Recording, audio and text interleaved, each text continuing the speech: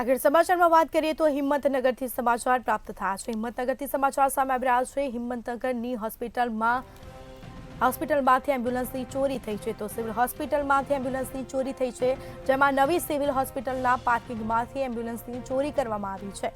તો અજાણ્યો ઈસમ પાર્કિંગમાંથી 15 મિનિટમાં ચોરી કરીને ફરાર થયો છે। તો હિંમતનગર એ ડિવિઝન પોલીસ સ્ટેશનમાં આ વિરુદ્ધ ફરિયાદ દાખલ કરાઈ છે, જેમાં 10 લાખની એમ્બ્યુલન્સની ચોરી થતાં અનેક સવાલો ઉઠવા પામ્યા છે।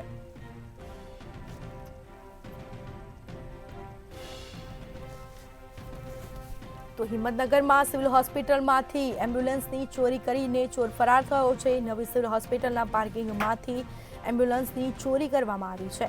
તો અજાણ્યા ઈસમ વિરુદ્ધ પોલીસ સ્ટેશનમાં ફરિયાદ છે તે દાખલ કરવામાં આવી છે। પાર્કિંગમાંથી 15 મિનિટમાં અજાણ્યો ઈસમ ચોરી કરીને ફરાર થયો હતો। 10 લાખની એમ્બ્યુલન્સની ચોરી થતાં અનેક સવાલો ઉઠવા પામ્યા છે। આ અંગે પોલીસે ફરિયાદ નોંધી તપાસનો દોર શરૂ કર્યો છે।